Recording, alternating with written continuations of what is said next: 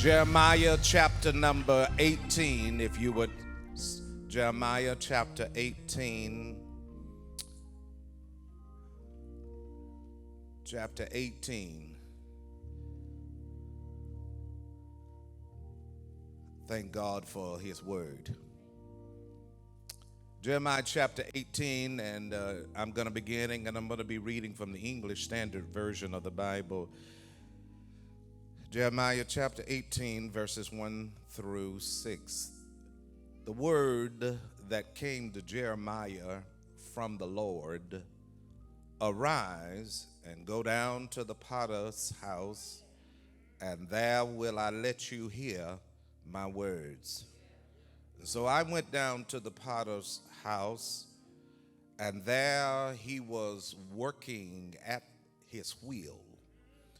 And the vessel he was making of clay was spoiled in the potter's hand, and he reworked it into another vessel as it seemed good to the potter to do. Then the word of the Lord came to me: O house of Israel, cannot I do with you as this potter has done, declares the Lord? Behold, like the clay is in the potter's hand, so are you in my hands, SCI. SCI, you are in my hands, house of Israel. I want to talk to you this morning. God wouldn't let me go. That's all I want to tell you. On the last Sunday, God wouldn't let me go. What I want you to just turn around and tell somebody, God wouldn't let me go. Even when I let him go, he wouldn't let me. Sit in your seats for just a moment. God, will you say that so the people can hear it? God won't let me go. That's all I can tell you. He didn't let me go. I would like for us this morning to look carefully at the hand of God. While the hands of God is pure, we notice at times that God's hands gets dirty. I don't want you to be disturbed by that statement that I just made, because you see, in order for our Lord to work on us, because he is what I would call a hands-on God, he tends to get his hands dirty sometimes. And so, you can't let that bother you too much, because his hands has always been getting dirty. Because when we look at Genesis chapter number 2, we see God is in the dirt now in Genesis 2 and 7, where God has taken the dust of the ground, ladies and gentlemen, and shaping and forming and fashion and sculpting and making man. And with those keen, smooth hands that God is using, I see God's hands keen and smooth and moist of the dust. Think about it, ladies and gentlemen, that God got down in the dirt with us, making us, because no matter how much you say how sharp you are, you're just really dressed up dust this morning. That's all. Just a good looking piece of dust sitting up in here macked all out. But ladies and gentlemen, one day in Genesis chapter number 10, God went to working in dust, shaping that dust. I'm just trying to show you that how God's hand sometimes gets dirty, and then he chose to take that same dust that he had been shaping and forming and fashioned, and then he stood that dust up and then breathed life into it, and that dust became a new creation. You see, God created Adam with his hands and his heart, And you know, ladies and gentlemen, I want you all to know that when God made you, no mistake, I believe that when God made you, he backed up and looked at you and says, very good. And you know, ladies and gentlemen, you ought to thank God that he had his hands on you. And you know, that's what we're going to discover here is that this potter, the Bible says, as he saw it was very good. That's how God did. God says, and he called it very good. God made Adam in his own image. You all remember that. God had to get his hands dirty in order for it to happen. And I believe that God keeps his hands dirty, spiritually speaking, because he's still working on me and working on you as Christians, as believers. We are in his hands, and God is continuously working on. I wished I could tell you that I have already arrived, but God's still getting his hands dirty because of the byproduct of what I'm made out of. Ladies and gentlemen, he continues to work on me day by day. And I don't know if I'm on the same bus with you, but some of y'all are on the bus that God is continuous to work on you day by day, week after week, month after month. And tell somebody he worked on me this morning. Oh, Lord, have mercy. And this morning, I want you to come with me because when I let go of him, he wouldn't let go of me. And aren't you glad this morning? I thought that when I announced my subject that somebody would jump up and shout, but I see somebody must have had a hangover from last night. But I think I got somebody in here that ought to shout that he didn't let you go. 1, 2, 3, 4, 5. I'm barely getting them. 6, 7. And look at somebody and tell somebody, he didn't let me go when I was in my crazy self. He didn't let me go when I was cussing everybody out, even the roaches at my house. I was cussing them out. Look at your neighbor and say, he didn't let me go even in the midst of what I went through, in a divorce, in sickness, in death. He didn't let me go. Come on, he didn't let me go. I just need somebody to shout about it. He didn't let me go when I was in my crazy acting self. He didn't let me go. Throw your head back and say, he didn't take me out of his hands. He kept me. I'm going to try to do the best I can today. I want us to go down and take a trip to the potter's house and watch the Lord at work. Jeremiah visits the potter's house where God taught him a lesson concerning his sovereignty over the people and the nation. This lesson is this, ladies and gentlemen, just as the potter was has absolute power to alter the destiny of the clay, even so do God has the power to alter the destiny of us as a people, ladies and gentlemen. Just as the potter is free to change his mind concerning the treatment of the clay, even so God is free to do whatever he wants to do. Ladies and gentlemen, I know that some of you all thought certain things should have been going on in your life, but God has the right and privilege to change his mind concerning whatever he wants to do, especially when God sees you getting ready to make one of the biggest mistakes in your mind. You ought to shout that he changed your mind. And did he changed his mind? He said, I can't let my child, because God has still working and folding and making and shaping, and right now you ain't even what you are supposed to be. Even if you think you are 90 and 80 and 70, it's more good still wrapped up in you. Don't let nobody tell you that you're washed out. And don't let nobody tell you that you're too old, because last time I found out, antique is higher than some of the new stuff. Look at your neighbor and tell your neighbor, God is still working on me. So can you just come with me for just a moment, because I'm going to have a spasmodic fit, because let's take a trip down. Everybody said, let's take a trip.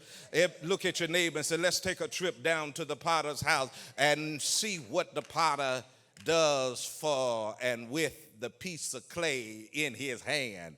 We'll discover that the potter is this story represents Jesus Christ. He is the main character right now. The clay represents an individual who is building their lives. In other words, ladies and gentlemen, we're going to see something that is going to unfold right before our eyes this morning, because what does this text prophetically say? Let me tell you what it prophetically say. God is speaking to us. Well, what does this text says practically is that there's some lessons that you can learn from it. What does this text says personally? He's going to show you how to apply some stuff and learn from some stuff. And ladies and gentlemen, at least 3 stages the potter takes when he begins with the clay all the way through the finishing product. I want you all to know, number 1, why the potter pursues the clay.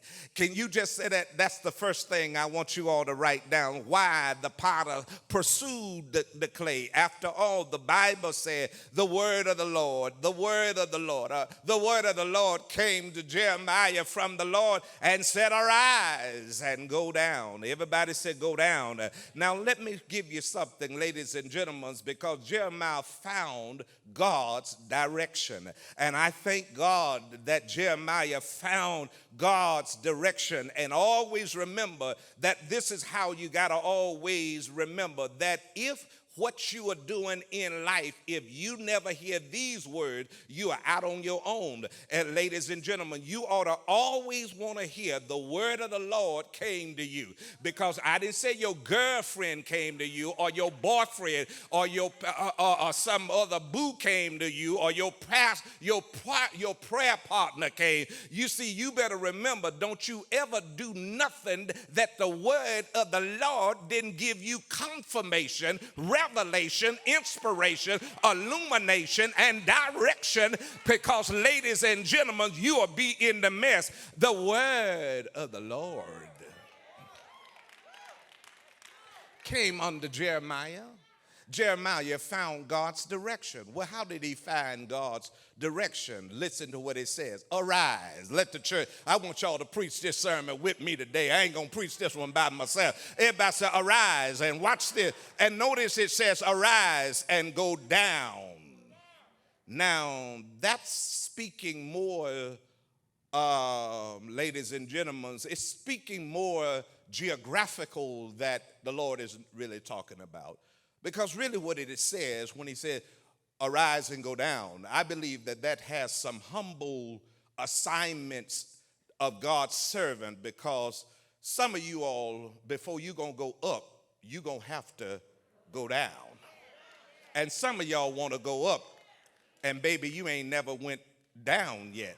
That's why he said, arise and go down, because I'm sure that was humbling to Jeremiah. After all, to go to a dirty place, a nasty place. And after all, ladies and gentlemen, after all, this is not a mansion in the suburbs. This is a potter's house. And after all, it's got to be mud and dust and dirt and everything. After all, he said, arise and go down to the potter's house. I want to teach you a lesson. I want to show you something. And at Jeremiah, ladies and gentlemen, the potter has basically been in the things on, and he's working on the wheel. And Jeremiah goes down to the potter's house.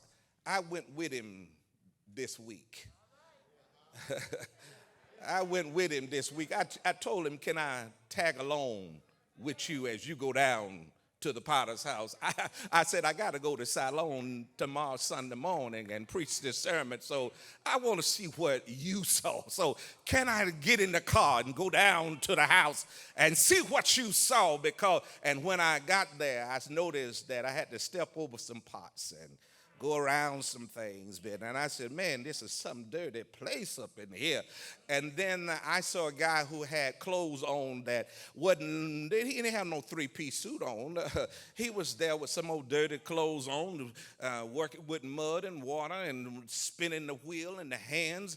And ladies and gentlemen, I want you to see a few things about why the potter pursued the clay. Keep that in mind. The potter pursued the clay. Let the church say, the potter pursued the clay. Can I preach it all today? I just need about 10 people to keep saying that, and I'm going to preach it all. The clay does not automatically appear. I want you all to remember that the clay did not automatically appeared at the potter's house. The potter was responsible of leaving his house, getting out and getting the clay. And let me give you something else, because I want to show you why he pursued the clay. Listen here, ladies and gentlemen.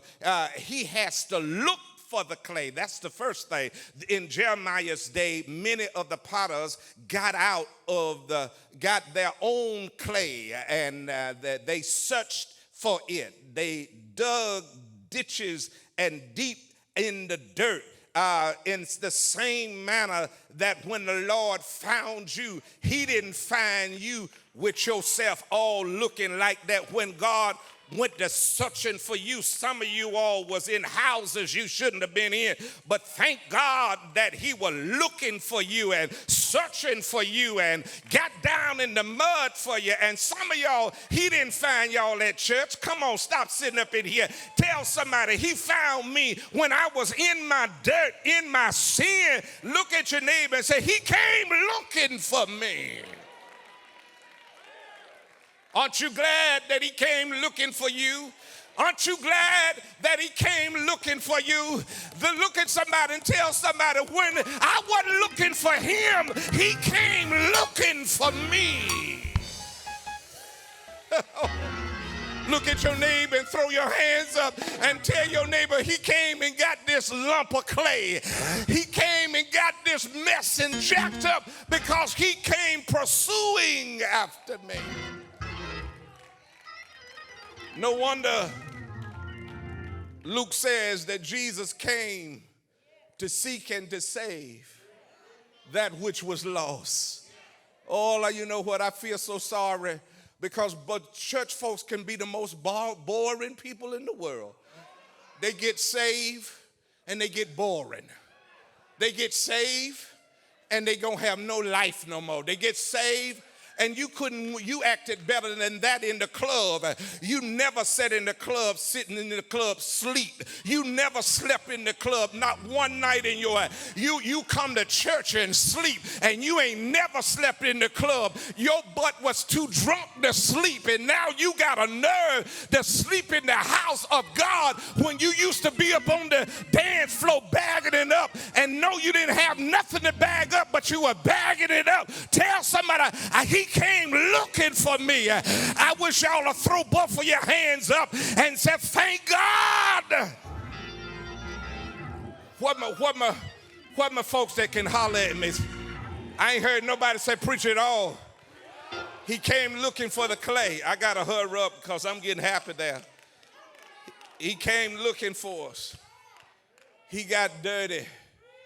In order for the potter to go out there and get some clay, he had to put on some old clothes and some old shoes and an old basket and an old wheelbarrow and some old shovels and some old mallets and some old rakes, and started getting in the river and start digging that clay up because he knew that the clay was undesirable, the clay was undependable, the clay was unattractive. I put it in my notes. If they didn't say nothing, say it one more time. He came looking for me because the clay was undesirable, undependable, and unattractive. I said, if they say something, I'll say it again. He came looking for me because he said the clay was undesirable, undependable, and unattractable. Tell somebody, you wouldn't have wanted me before God, because the reason why they wouldn't have wanted you before God, and anytime any person can get you after God done had you, they gonna get something real good. Anybody that ever gets you before God, you let a person let God get his hands on them before your boyfriend get her hands on it. You let God get your hands on a husband before you get your hands on it, because if you let God get your hands on him, you sure enough gonna have a specimen, because you were undesirable, you were undependable, and you sure enough was unattractable. But tell somebody, I got his hands on me. Rub yourself and say, I got his hands on me. If you feel those hands, get up and turn around and say, those hands are on me.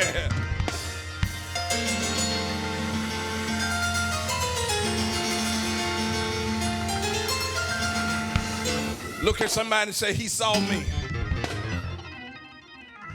He looks for the clay. But then I want to tell you something else. I said, not only he looks for the clay, but he also lifts the clay. I said, not only he looked for the clay, but he didn't leave me where I was.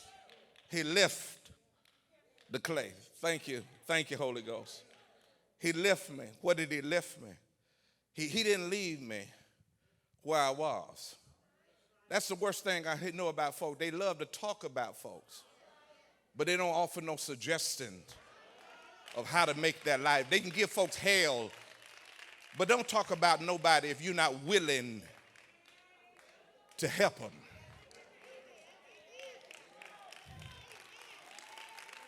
Don't act like nobody ain't walked by you.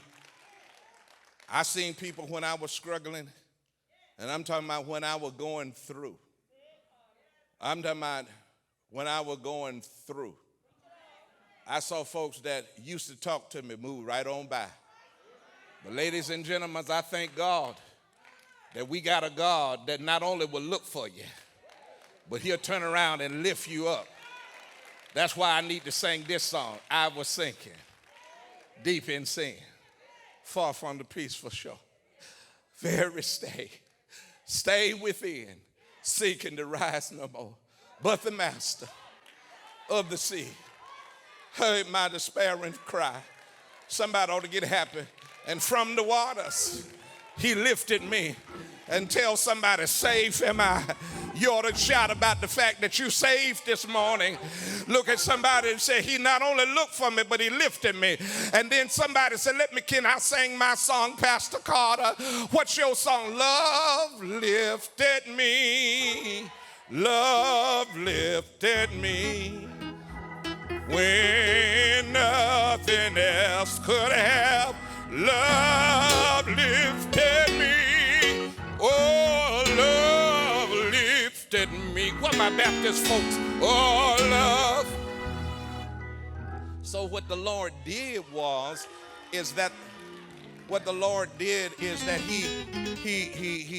he came looking for us, but he lifted us.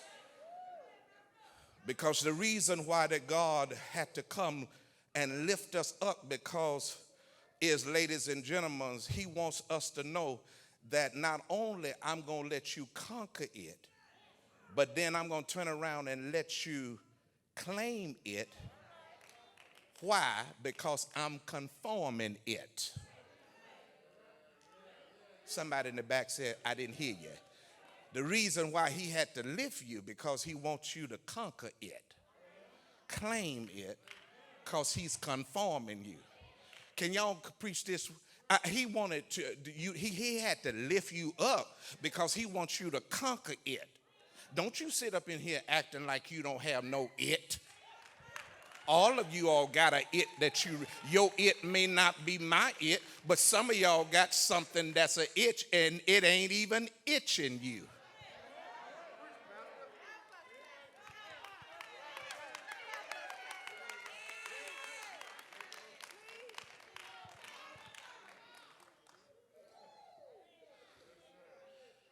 I got to move on. Let me tell you where he brought you from. I think I need to show you. Put Psalm 41, Psalm 40, verse 1 and 2. Let me show you where he came, because the clay had been found. Because you see, I want you all to know the reason why the clay had been found, because God has a future for the clay. But I think that the psalm, it shows us where we was. I waited, verse 1, I waited patiently, Psalm 40. I waited patiently for the Lord, and he inclined unto me, and he heard my cry. You got it? Verse 2, he brought me up out of, he brought me up out of, I don't know, he brought me up out of a horrible pit, out of the miry clay. He set my feet upon a rock and established my goings. Now, I want to stop about this horrible pit. Now, I know you don't see it in the English Standard Version, but in the King James Version, it calls it a horrible pit. I like that, because what he's suggesting to us, that this pit was noisy. I said this pit was noisy. And then not only was this pit noisy, you couldn't move in the pit because it had miry clay. Every time you pick your foot up, you step your foot back in another piece of pile. And looked like you couldn't get nowhere, because you couldn't get no motion there, because every time you got out of one hole, you were going back in another hole. He brought you up out of a hole, out of a hole. Preach, Jonathon Carter. And some of you all can say, my life looked like it was like that at one time. I get out of one hole, I'm in another hole. It was a miry, it was a miry clay. He brought you up out of a horrible, noisy place. Can I tell you what it sounds like to me? It sounds like hell to me. That's the only place I know noisy. That's the only place that I know that you can't move around, you can't get nothing. He brought you out. But thank God for what the psalmist said. He set my feet. I'm going to be out of here in a minute. He set my feet and he established my goings. But ladies and gentlemen, let the church say why he pursued the clay. But I want you to see where he brought the clay. That's where I want to spend my next few minutes, because the Bible says, arise and go down to the potter's house, and there will I cause you to hear my word. Jeremiah found God's direction, but also Jeremiah found God's disclosure, because it said, there I will cause you to hear my word. Now, there is an interesting place. There is an interesting, notice it said, there will I cause you to hear my word. You know, there is a place of hearing and obedience and learning. So if you really want to know what there is a place of hearing and obeying and hearing. There is that same place that Elijah, when the brook had dried up, the Lord sent a raven to him, and then he had to go to Zarephath, and there the Lord started giving him what he needed. And ladies and gentlemen, I want you all to know that I like what Charles Jeffrey says. God reveals himself in strange places at unexpected seasons. And you know, ladies and gentlemen, he said, go down to the potter's house. And I want to introduce you all there, because not only we see that God's disclosure was found, but Jeremiah found God's design. Go down to the potter's house, the potter. And once this potter gets the clay out and he starts to working with it, I need you all to see something here, ladies and gentlemen, because this is quite interesting to me. Because notice, ladies and gentlemen, the potter never had the clay without the house. You see, here's something that we got to remember, is that when the potter went to get the clay, he never worked with the clay on the outside of the house. He brought the clay in the house. I said the potter never messed with the clay outside of the house, which means God never wants no Christian to be without a church.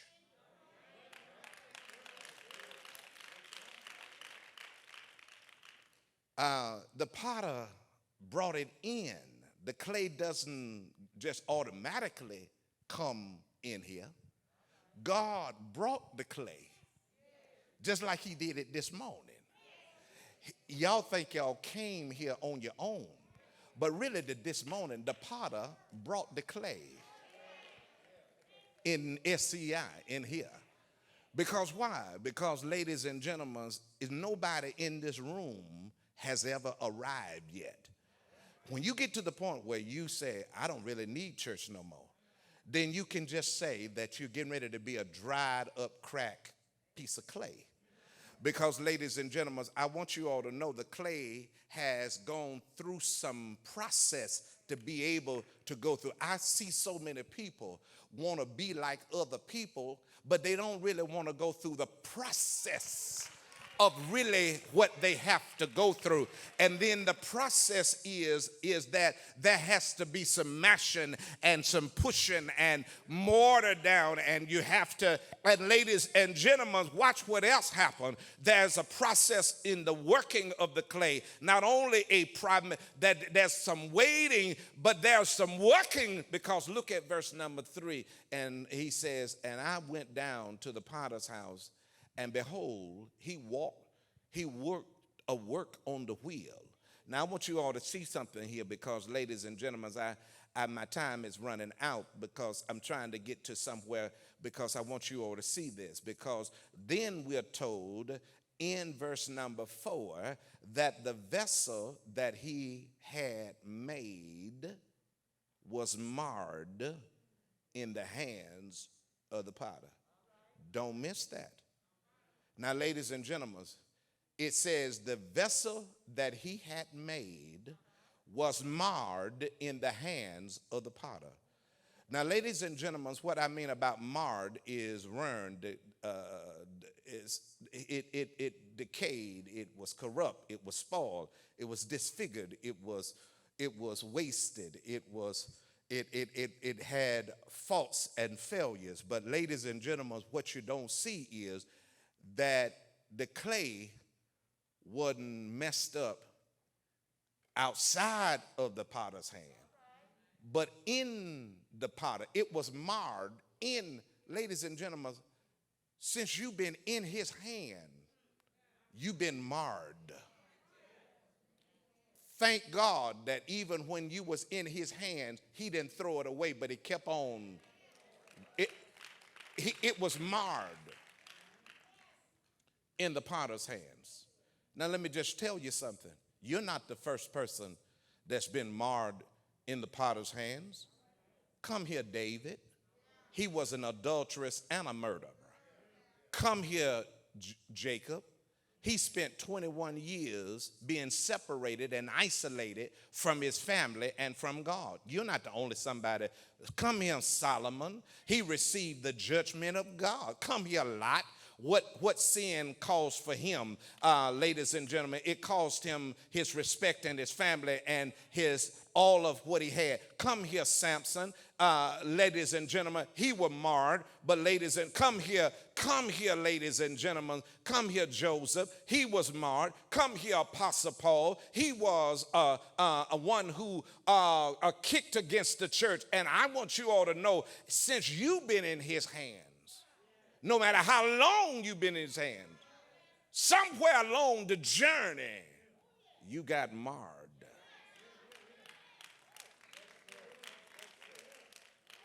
Don't tell me that people in God's hand don't get marred. That's why I wanted to bring that a point out. You know, have you sinned since you've been saved? Don't answer it, because you find that you Spirit of the Lord. Don't try to. See, I got some members in my church real deep. Just so deep. You know, when I said that, they went in the bag and put oil on their head. Have you sinned since you've been saved? Well, you say, well, what I done sinned? If you sit down, well, you say, I didn't go out here and commit no adultery, but you sat down, ate a full plate of chitlins, and your blood pressure ran straight up. I think it's a sin. Some of y'all got a sin of glutton. See, I don't want you all to think one sin is better than another sin. I said, I don't want nobody to think because you didn't get caught, maybe you ain't nothing to be caught for.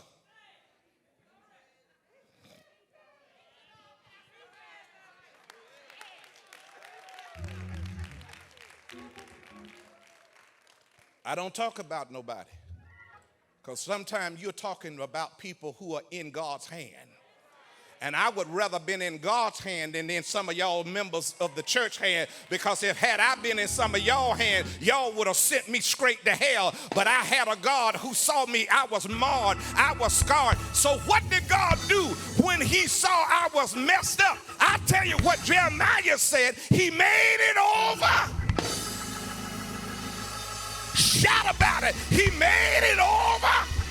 Again, look at your neighbor and tell your neighbor, when I messed up in his hands, he turned around and said, I'm going to do it all over again. Why don't y'all shout about that he made me over. What are folks that he made you over again? What are folks that he's making you over? Give somebody an air high five, not a real one, but an air high five, and tell him he made me. He made me over. I'm done. I'm done. I'm done. He made me over again. He made me over again. Look at somebody and say, he made me over again. I didn't say I was going there today, but he made me over. Look at verse 4. It says he kept making me over again until as it seemed good to the potter. Tell your neighbor, God made me over until he saw I was good. Look at somebody and tell somebody, say, neighbor, I got a feeling that good stuff is coming your way. Look at your neighbor, turn around and tell somebody, say, neighbor, if they are jealous about what you got now, wait till you see me in my next makeup. Because wait till God get through with me. Can I tell y'all, let everybody talk about you. Let your haters keep on talking about you. But tell somebody, I'm on the wheel. Let's get out of here. I'm gone, y'all. I'm on the wheel. Turn around and tell somebody, let's get on our feet right quick and look at somebody and say, I'm on the wheel. If anybody asks you how I'm doing, you tell them I'm on the wheel. I'm on the wheel. Where the folks are, that God is still spinning you. God is still spinning you. God is still spinning you. God is still spinning you. Some of y'all said I'm getting dizzy, but God is still spinning me. Why don't you tell somebody, say, neighbor, I'm not all that I ought to be, but I'm on the wheel. Can y'all turn around and show how the wheel looks? Look at your neighbor and say, please be patient with me. God,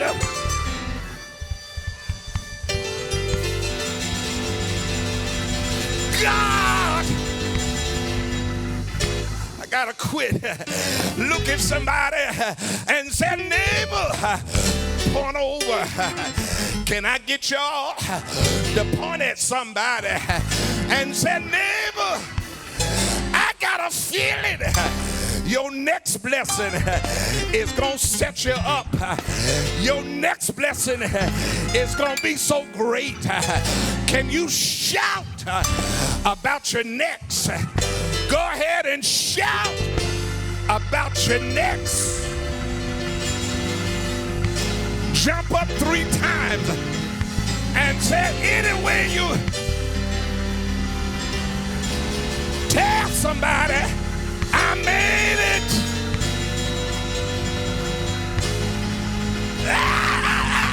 I made it.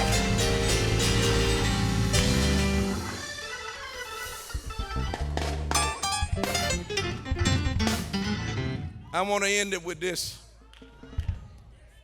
I almost let go. I felt like I couldn't take life anymore. My problems had me bound. Depression weighed me down. But God helped me. He held me close so I wouldn't let go. God's mercy kept me so I wouldn't let go. I almost gave up.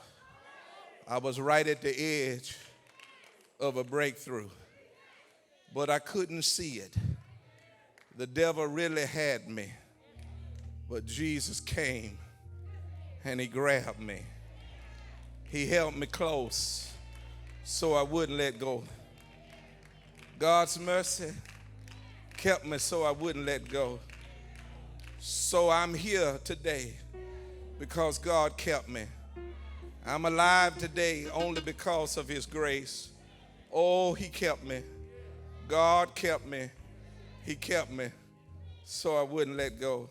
I almost let go. I felt like I couldn't take life anymore. My problems had me bound. Depression weighed me down.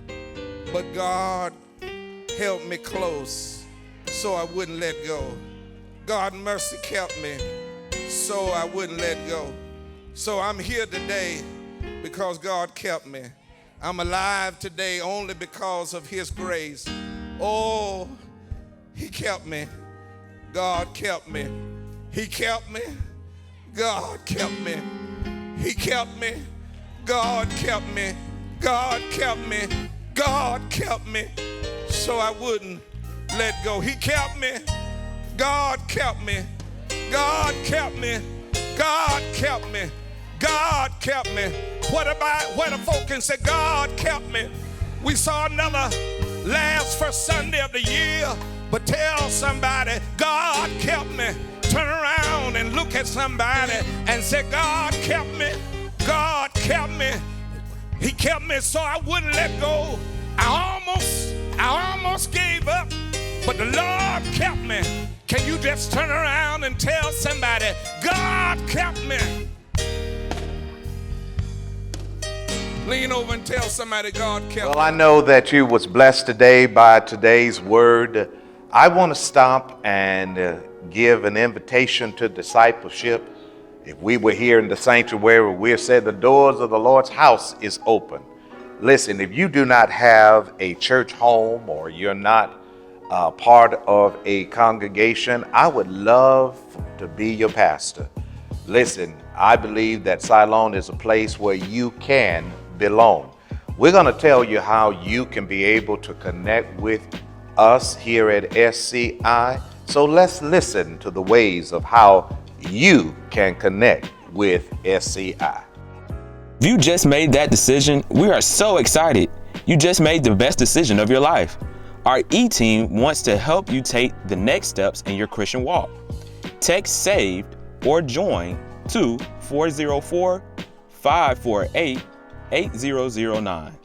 And a member of our eCampus team will be in contact with you. Welcome to the family.